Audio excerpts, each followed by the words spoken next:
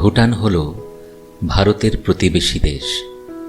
এর আয়তন ৩৮,৩৯৪ বর্গ কিলোমিটার, যা ভারতের আয়তনের মাত্র ১.১৭%।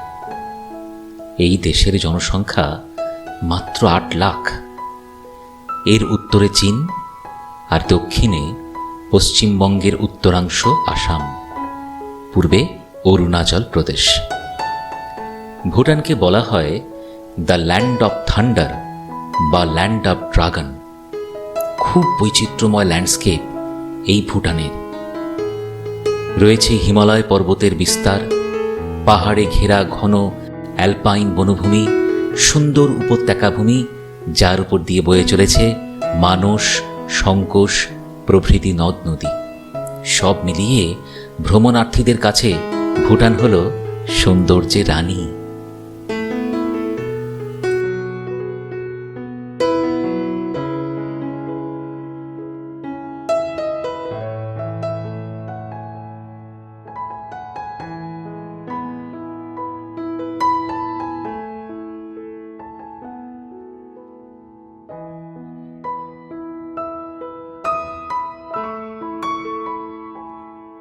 ভুটান ভ্রমণের সবচেয়ে ভালো সময় অক্টোবর থেকে ডিসেম্বরের মাঝামাঝি। আবার ফেব্রুয়ারি থেকে এপ্রিলও খুব ভালো সময়। গরমের সময় এখানে আকাশ পরিষ্কার থাকে না এবং মাঝে মাঝেই বৃষ্টি হয়। ভুটান ভ্রমণের প্রথম পর্বে থাকছে থিম্ফু শহর দর্শন। এর পরের পর্বে পারো, পুনাখা ও অন্যান্য জায়গা আমি দেখাবো।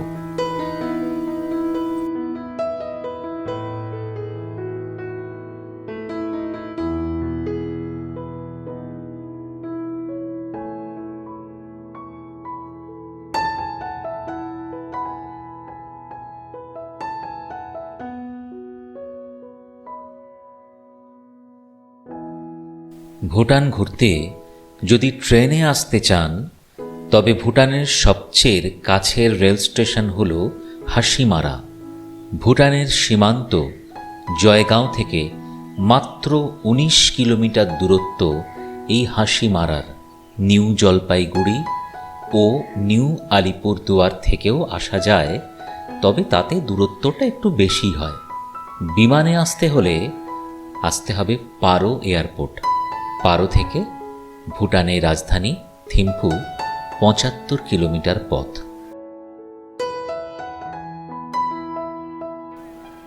ভুটানের সীমান্তে ভারতীয় শহর জয়গাঁও। এই জয়গাঁওতে থেকে ভুটান গেট টপকে ওপারে ভুটান ইমিগ্রেশন অফিস থেকে বের করে নিতে হবে ভুটান যাওয়ার inner line permit. Inner line পারমিটের জন্য প্রয়োজন ভোটার আইডেন্টিটি কার্ড ও ১ কপি পাসপোর্ট ফটোগ্রাফ। পারমিট বানাবার জন্য কোনো ফিসের প্রয়োজন নেই ভারতীয়দের। নিজে গিয়ে লাইন দিয়ে একটু সময় দিলেই পারমিট বানিয়ে নেওয়া যায়। অবশ্য পারমিট বানাবার সময় ভুটানের হোটেল বুকিং স্লিপ দেখাতে হবে। বর্তমানে এই নতুন নিয়ম চালু হয়েছে। পারমিটটা বানিয়ে নিয়ে একটু দেখে নিতে হবে জয়গাঁও শহরটাকে। জয়গাঁও একটা ভালো বিজনেস প্লেস। ভুটানের বর্ডার এলাকার সব মানুষ বাজার করে নেয় এই জয়গাঁও থেকেই। ভুটানের থেকে তুলনামূলকভাবে জয়গাঁওতে জিনিসের দাম বেশ কম। এখান থেকে ৫ কিলোমিটার পর্যন্ত যেতে কোনো পারমিট লাগে না।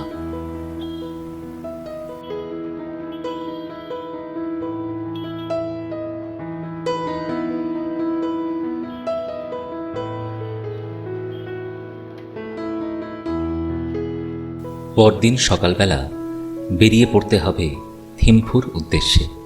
প্রথমে কিছুটা গিয়ে যাত্রা বিরতি খারবন্দি গুম্ফা দেখবার জন্য। এটি ফুনসেলিং উপত্যকা থেকে ৪০০ মিটার উপরে অবস্থিত। ১৯৬৭ সালে ভুটানের রাজপরিবার এটি তৈরি করেন।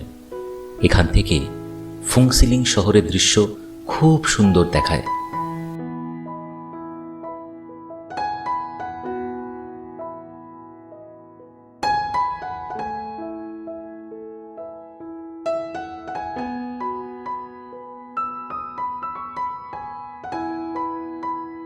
এই গুম্ফা দেখবার জন্য ভারতীয়দের কোনো পারমিট প্রয়োজন হয় না। খারবন্দি গুম্ফা দেখে এগিয়ে চললাম থিম্পুর উদ্দেশ্যে। পথ প্রায় 175 কিলোমিটার।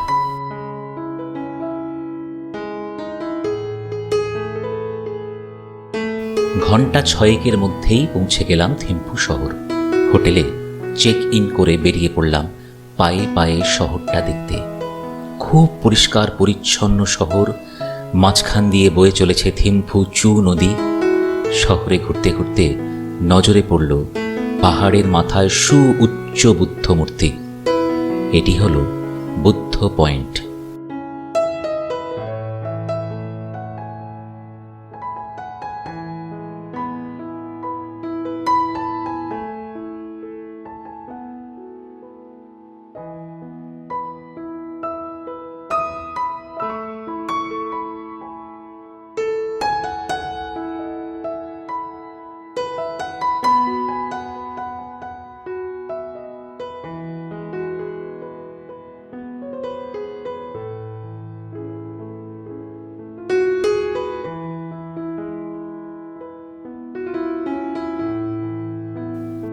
পরদিন সকালে চললাম সাইট সিইং দেখতে।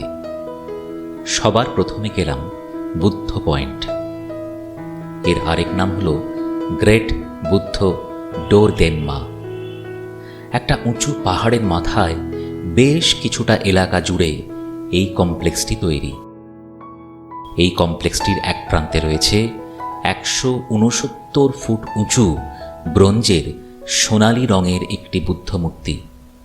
চীন এই কমপ্লেক্সটি তৈরি করে দিয়েছে।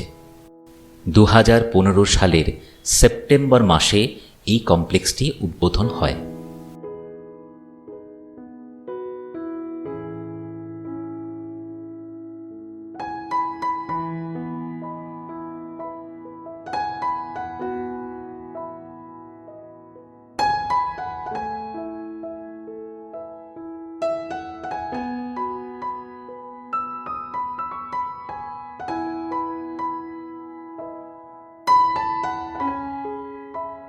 এখান থেকে থিম্পু শহরের দৃশ্য খুব সুন্দর লাগে।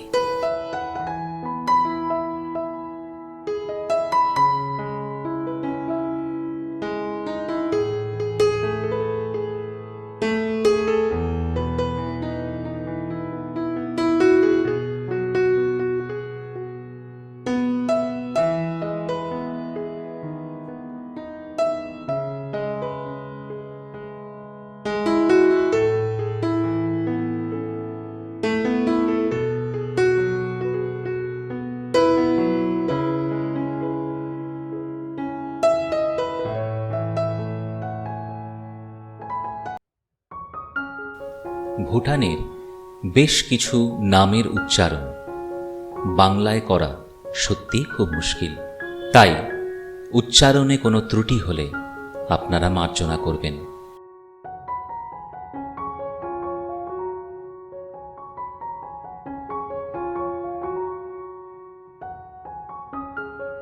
সিমতোখাজাং থিম্পু শহর থেকে ধাচুলা পাসের দিকে রাস্তা 5 কিলোমিটার দক্ষিণে অবস্থিত এই মনেস্ট্রি। এটি 1629 খ্রিস্টাব্দে তৈরি করেন জাব্রাং নওয়াং নিমজিল। এই নামটি ইংরেজি অক্ষরে নিচে লিখে দেওয়া হল। এটি খুব গুরুত্বপূর্ণ ঐতিহাসিক মনুমেন্ট, যেটি আগে ছিল একটি বুদ্ধিস্ট মনেস্ট্রি।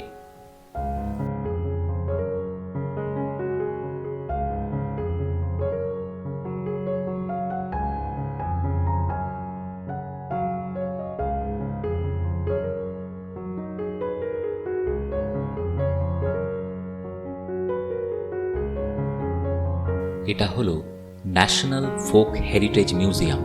ভুটানের লোকশিল্প ও সংস্কৃতি সংরক্ষণের জন্য এই মিউজিয়ামটি তৈরি হয় 2001 সালে।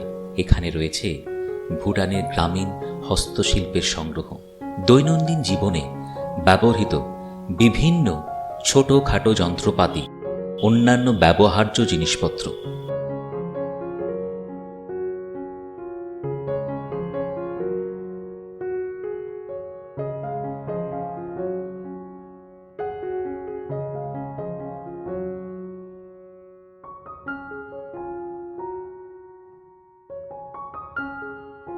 এর নাম তাশি চু জং।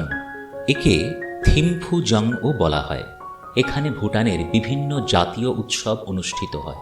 এটাই হলো ভুটানের রাজদরবার। যদিও পুরনো রাজবাড়িটা নষ্ট হয়ে গেছে, 1962 সালে নতুনভাবে সংরক্ষণ করেন রাজা জিগমে দর্জি ওয়াংচু।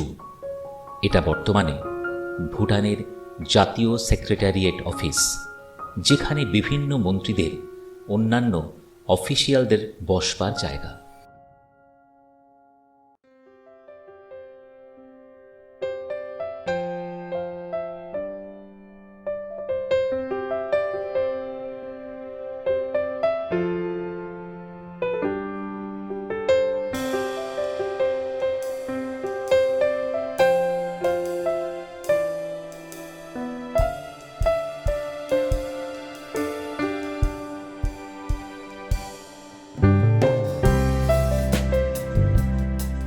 ক্লক টাওয়ার ও ক্লক টাওয়ার স্কোয়ার থিম্ফু শহরের কেন্দ্রস্থলে অবস্থিত। এখানে ছোট ছোট ছেলেমেয়েরা খেলাধুলা করা, নাচ গান করা, এসবের মধ্যে দিয়েই সময় কাটায়। বয়স্ক লোকেরা অবসর বিনোদনের জন্যে এখানে এসে বসে।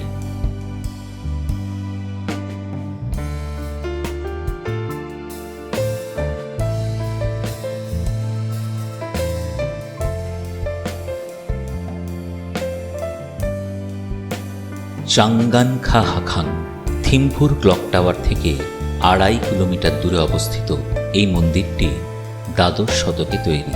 এটা থিম্ফুর খুব পুরনো মন্দির। 800 বছর ধরে স্থানীয় মানুষজন এই মন্দিরে আসা যাওয়া করে।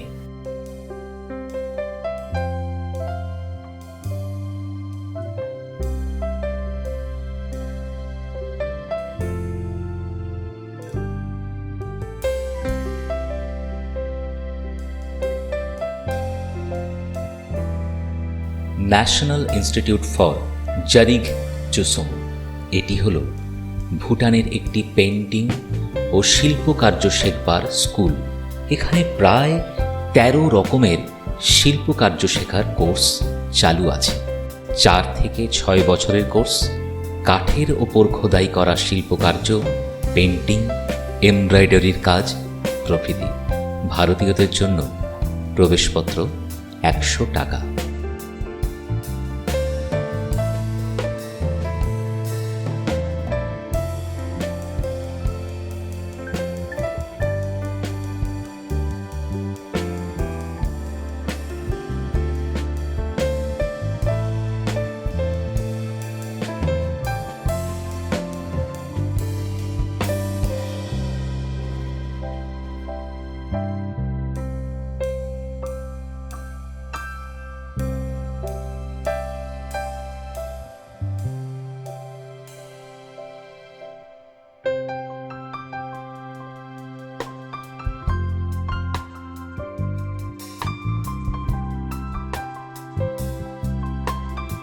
থিম্ফু শহর থেকে প্রায় 2 কিলোমিটার দূরে ভুটানের জাতীয় গ্রন্থাগার। এই গ্রন্থাগার 1967 সালের তৈরি। এখানে ভুটানের বিভিন্ন প্রাচীন পুঁথি সংরক্ষিত আছে। এখানকার বেশিরভাগ পুঁথি হল হ্যান্ডমেড পেপারে তৈরি।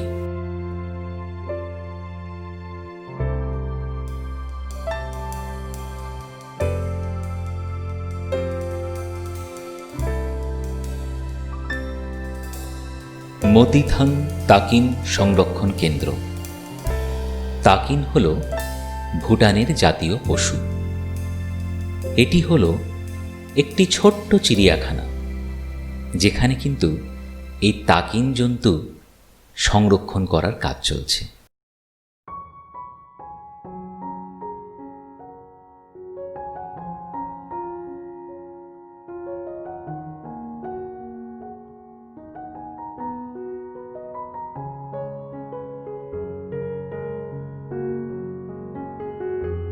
ন্যাশনাল মেমোরিয়াল চোরতেন, এটি থিম্ফুর খুব জনপ্রিয় জায়গা। তিব্বতীয় ধাঁচে তৈরি এই মন্দিরটি থিম্ফুর খুব জনপ্রিয় ধর্মীয় স্থান। তৃতীয় ভুটানের রাজা জিগমে দর্জি ওয়াংচু তাঁর স্মৃতি রক্ষার্থে এই চোট্টেনটি তৈরি করা হয়েছিল।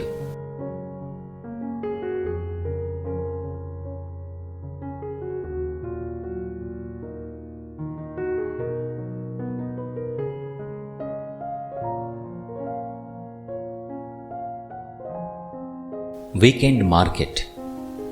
থিম্ফুর ওয়াংচু নদীর ধারে এই বাজারটি বসে। থিম্ফুর বিভিন্ন এলাকা থেকে, বিশেষ করে বিভিন্ন গ্রামীণ এলাকা থেকে দোকানিরা শুক্রবার রাত্রে থেকে আসতে থাকে এই বাজারে এবং রোববার রাত্রি পর্যন্ত এই বাজার চলে। শাকসবজি, অন্যান্য সমস্ত নিত্য ব্যবহার্য দ্রব্য পাওয়া যায় বাজারে।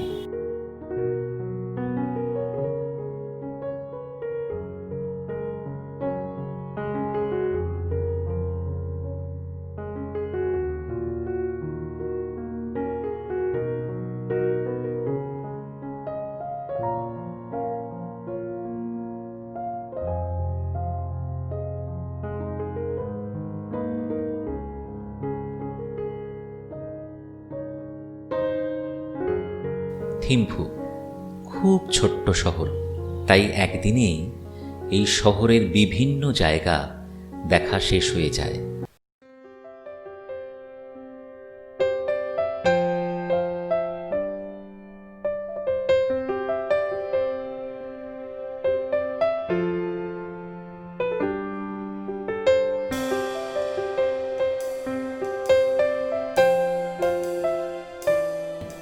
দুরাত্রি থিম্ফুতে থাকাই যথেষ্ট। এখান থেকে অন্যান্য জায়গায় যাবার পারমিট তৈরি করে নিতে হয়।